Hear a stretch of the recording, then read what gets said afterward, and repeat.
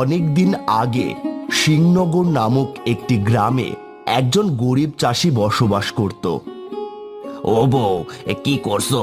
বাজারের ব্যাগটা দাও, বাজার করে নিয়ে আসি। কি আর করব, চালগুলো ঝাড়ছি। ঘরে খাওয়ার মতো কিছুই নেই। মেয়ে আমার আজ কতদিন ধরে একটু ভালো মন্দ খেতে চাইছে। চারদিকে ধার দিনাই ভরে গেছে, কিভাবে যে মেয়েটাকে ভালো কিছু কিনে খাওয়াবো বুঝতেছি না। তুমি পাশের বাড়ির শিপুর বাপের কাছ থেকে দেখো কিছু টাকা পাও নাকি। যদি পাও তাহলে বলবা, কালকে কাজ করে টাকা দেওয়ার কথা বলবা। আচ্ছা, দেখছি কি করা যায়, টাকা পেলে ভালো কিছু আনবো। বাবা, ও বাবা, আজ তো বাজার করার দিন। জানো বাবা, আমার অনেক দিন ধরে চিংড়ি মাছ দিয়ে ভাত খেতে মন চাচ্ছে। তুমি কি আনতে পারবে বাবা? আচ্ছা রে মা, পেলে আমি ঠিক আনবো। তাহলে অনেক মজা হবে। তাহলে এখন আসি।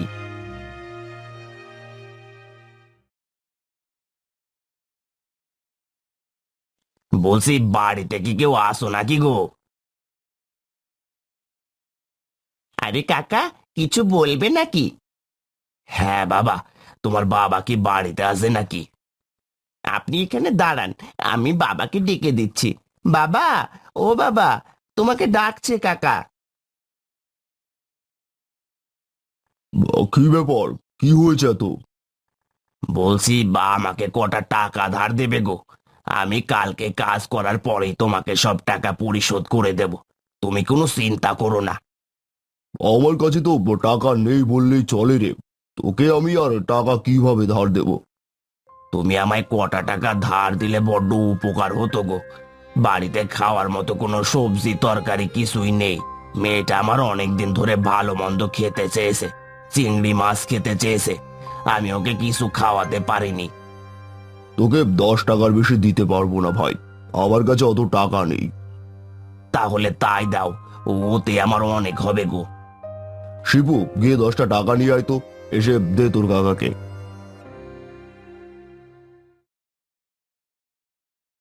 এই নাও কাকা, তোমার টাকা। তোমাদের অনেক ধন্যবাদ।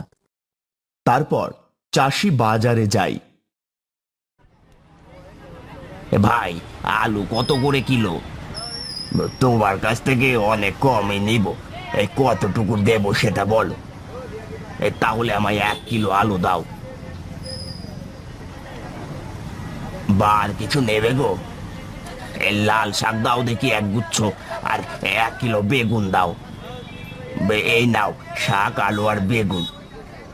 মোট কত হলো? এই 5 টাকা দাও।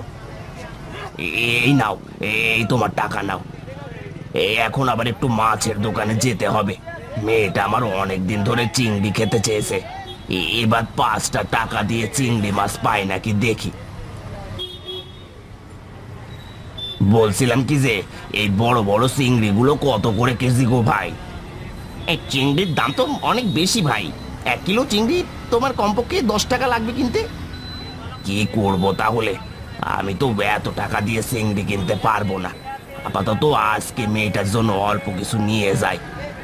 হ্যাঁ, তাই যাও তাহলে। তাহলে তুমি আমাকে ½ কিলো চিংড়ি দাও। এই নাও তোমার চিংড়ি। এই নাও তোমার টাকা। আসলে কি, আমাদের মতো গরিবের এসব খাওয়ার আশা করাই তো দুরাশা গো। মেয়েটা অনেকদিন ধরে খেতে চেয়েছিল, তাই একটু ধার দেনা করে কিনলাম। তারপর চাষি চিংড়ি মাছ কিনে বাড়িতে যায়। কই গো গিন্নি, কোথায় গেলে? এই দেখো, চিংড়ি মাছ নিয়ে এসেছে আমার মেয়েটার জন্য। কই কই দেখি দাও, আজ আমার মেয়েটা আরাম করে কয়টা ভাত খেতে পারবে। কিন্তু আমি চিন্তা করছি, এটা যে এত ধার দেনা কিভাবে শোধ করব সবাইকে। এই চিংড়ি কত করে নিয়েছে গো? অনেক টাকা দাম গো, 1 কিলো চিংড়ি 10 টাকা করে। কি বলছো গো তুমি? হ্যাঁ গো, আমি ঠিকই বলেছি, অনেক টাকা করে চিংড়ির দাম। তুমি এত ধার দেনা কিভাবে শোধ করবে, আমি তো এটাই ভাবছি। চারিদিকে শুধু ধার দেনায় ভরে গেল, মনে হচ্ছে জীবনটা আর না রেখে মরে যায়। সবাই বাইরে বের হলে শুধু জিগাই আমার টাকা কবে দেবে। সেদিন মহাজন এসে বলছিল যে কবে টাকা দেবে। তুমি যেভাবেই হোক তাড়াতাড়ি টাকা জোগাড় করো। চিন্তায় চিন্তায় মাটিতে মিশে যেতে ইচ্ছে করছে। আমি বলছি কি, তুমি একটা কাজ করো, নাহলে আমার মাথায় একটা বুদ্ধি এসেছে। কি বুদ্ধি? তুমি আমাকে একবার বলো দেখি। দেখো, চিংড়ির তো এখন অনেক দাম। আমরা যদি চিংড়ি মাছ চাষ করি তাহলে কেমন হয় বলো তো? কিন্তু চিংড়ি আমরা কোথায় চাষ করব?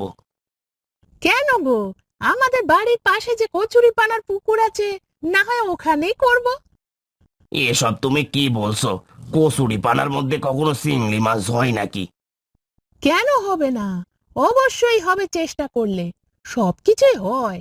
শোনো, আজকে আমরা না হয় কচুরিপানা পরিষ্কার করে নিয়ে ওখানে একটু ঘের দিয়ে চিংড়ির চাষটা শুরু করব। কিন্তু আমরা টাকা কোথায় পাবো?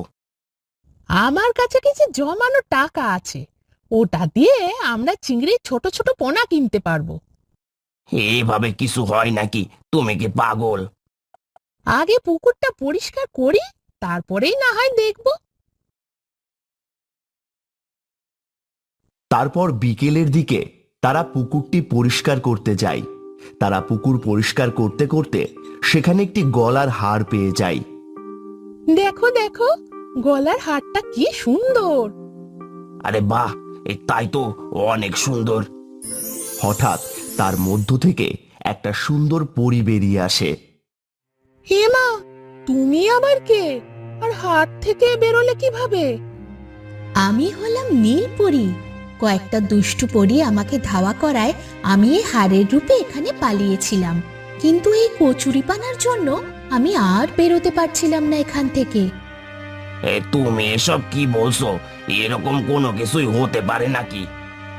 আমি সত্যি বলছি গো, তোমরা আমাকে অনেক বড় একটা উপকার করলে।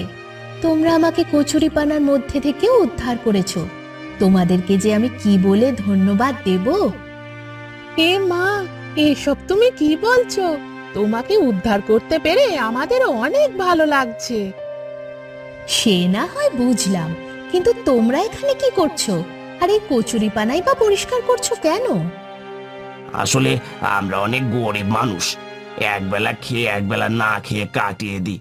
অনেক কষ্ট করে আমাদের দিন চলে, তাই ভেবেছিলাম এই কচুরি পানাটা পরিষ্কার করে যদি কিছু চিংড়ি চাষ করা যায়, কিন্তু কিভাবে যে চাষ করব বুঝতে পারছি না। ও আচ্ছা, তাহলে এই ব্যাপার। আমি তোমাদের এই পুকুরে জাদু করে দেব, যাতে তোমাদের এখানে অনেক ভালো চিংড়ি হয়। তুমি এসব কি বলছো? এগুলো কি সত্যি হয়? আমি জাদু করে দিচ্ছি। এখন তোমাদের পুকুরে অনেক চিংড়ি ছোট ছোট বাচ্চা হয়েছে। কয়েক সপ্তাহ পরেই তোমরা অনেক বড় চিংড়ি পাবে। তুমি সত্যি বলছো? আমরা চিংড়ি চাষ করতে পারবো? তোমার বিশ্বাস না হলে পুকুরের দিকে তাকিয়ে দেখো, চিংড়ি ছোট ছোট বাচ্চা দেখতে পাবে। তোমাকে অনেক ধন্যবাদ আমাদেরকে এভাবে সাহায্য করার জন্য। এটা তো আমার কর্তব্য, কারণ তোমরা আমাকে বিপদ থেকে মুক্ত করেছো। বউ, চলো, পরি বলেছিল 1 সপ্তাহের মধ্যে আমাদের চিংড়িগুলো অনেক বড় হয়ে যাবে, আর আমরা সেগুলো বাজারে বিক্রি করতে পারবো। তাহলে সবাই মিলে চিংড়ি ধরে আনি, চলো। তারপর তারা চিংড়ি ধরতে পুকুরে যায়। দেখো বাবা, কত বড় বড় চিংড়ি হয়েছে, অনেক সুন্দর। আমার তো অনেক খুশি লাগছে। হ্যাঁ রে মা, সবই ওই পরীর অছিলায় হয়েছে, না হলে তো পুকুরে আমরা চিংড়ি মাছ চাষ করতে পারতাম না। হ্যাঁ গো, এবার তাড়াতাড়ি চিংড়িগুলো ধরে বাজারে বিক্রি করলে আমরা অনেক টাকা পাবো, সব দেনা শোধ করতে পারবো। ঠিক বলেছ, তাড়াতাড়ি মাছগুলো ধরে বাজারে বিক্রি করে দিয়েছো। তারপর চাষি চিংড়ি মাছ ধরে বাজারে বিক্রি করতে যায়। চিংড়ি আছে গো, চিংড়ি, এই বড় বড় চিংড়ি, যার লাগবে নিয়ে যাও। ভাই, চিংড়ি কত করে? এই বড় বড় চিংড়ি তোমার কাছ থেকে 12 টাকা কেজি করে রাখবো গো। আমাকে 2 কেজি চিংড়ি দিয়ে দাও তাহলে। এভাবে চাষি সব চিংড়ি একে একে বিক্রি করে বাড়িতে যায়। বাবা, তুমি এসেছো?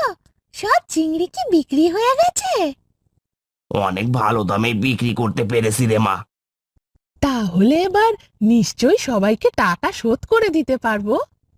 হ্যাঁ গো, এবার সবাইকে সব টাকা দিয়ে মুক্ত হতে পারবো, আর আমরাও খেয়ে পড়ে একটু বাঁচতে পারবো। তুমি একদম ঠিক বলেছ। সৃষ্টিকর্তা আমাদের দিকে মুখ তুলে চেয়েছেন। তারপর তারা মানুষের কাছ থেকে সব ধার করা টাকা শোধ করে খেয়ে পড়ে তাদের সন্তানকে নিয়ে সুখে শান্তিতে বসবাস করতে থাকে।